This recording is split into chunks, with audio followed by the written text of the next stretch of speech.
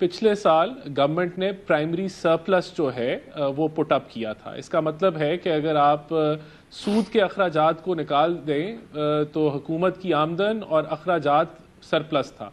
تو جب primary surplus آپ پٹ اپ کرتے ہیں تو یہ فسکل ڈسپلن کے زمرے میں آتا ہے. اور اوور آل جو فائنینشیل ایئر 24 اینڈ ہوا ہے اس کے اندر ہم نے پبلک ڈیٹ میں ایز اے پرسنٹیج ڈیکریز لے کے آئے 6.7%. تو ہمارا 5 سال کا پلان یہ ہے کہ ہم نے اس کو جو 60% کے اوپر لے کے آنا ہے. دیکھیں مجھے تھوڑا سا اگر آپ کیس بلڈ اپ کرنے دیں, بالکل ٹھیک ہے پاورٹی میں اضافہ ہوا ہے. آپ 71% آف جی ڈی پی کو چھو رہے ہیں اس وقت. آپ 71% آف جی ڈی پی کو نہیں, ایک منٹ میں دیکھیں مالک صاحب, لیٹ می پٹ اپ جو آپ نے انٹرو دیا اور وہ سارا مجھے اس کے اوپر تھوڑا سا دیکھیں. پاکستان کو ایک ہائی لیول گروتھ ریٹ چاہیے ہے اگر ہم نے پاورٹی میں ریڈکشن کرنی ہے, اور اگر ہم نے جاب کریشن جو ہے اس لحاظ سے کرنی ہے کہ جتنا جو ٹیلنٹ پول ہے وہ جاب مارکیٹ میں آ رہا ہے.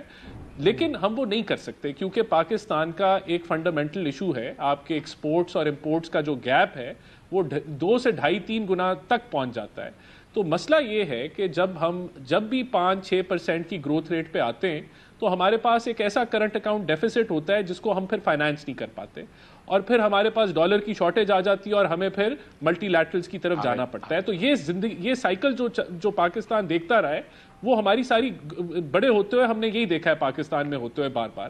اب ہم دوبارہ اس سائیکل کو ہم نے پی ٹی آئی کے دور میں وہ سائیکل دیکھا, $18 ارب کا آپ کا کرنٹ اکاؤنٹ ڈیفیسٹ تھا, 6% کی وہ گروتھ کہتے ہیں لیکن it was a consumption led growth, اور اس کے بعد ہم باٹم ہم نے ہٹ کیا.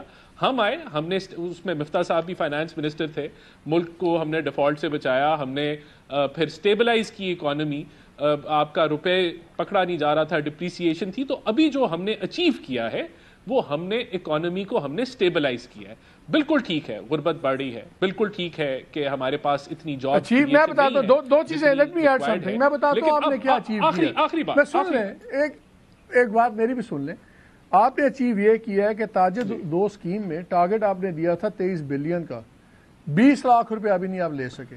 اچیو آپ نے یہ کیا ہے کہ اس سال کے 7 مہینوں میں جو پچھلے سال کے 7 مہینے تھے اس سے 100 ارب روپیہ زیادہ آپ نے سیلریڈ کلاس سے لے لیا. جو تنخواہ میں جو وہ گنے کے بیلنے میں آیا ہوا ہے اسی کو نچوڑے جا رہے ہیں آپ کے ریٹیلرز نے, آپ کے ایکسپورٹرز نے ملا کے سیلریڈ کلاس سے کم پیسے لیے ہیں.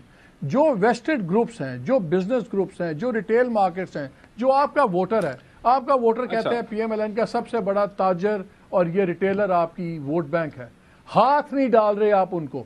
تنخواہ دار کو مار دیا آپ لوگوں نے, اور آپ کہہ رہے ہیں کہ ہم نے کیا کیا یہ آپ لوگوں نے کیا.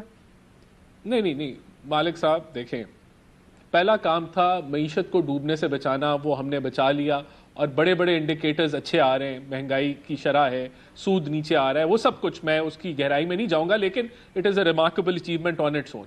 اب جو آپ نے باتیں کی میں اب تک اس سے ایگری کرتا ہوں, لیکن ہمارا جو ایف بی آر کی جو ریسٹرکچرنگ ہے وہ انڈر پروسیس ہے, اور بہت چیزیں ہم جو ہے جو ایک ہارڈ پارٹ تھا وہ ختم ہو گیا. سر آپ لوگوں نے رانا صاحب آپ لوگوں نے اناؤنس کیا, سن لیں لیٹس کیپ. میں ساتھ اس میں جاب کے میں فیکٹ چیک کرتا رہا ہوں, sorry for the انٹرجیکشن but I can't help them.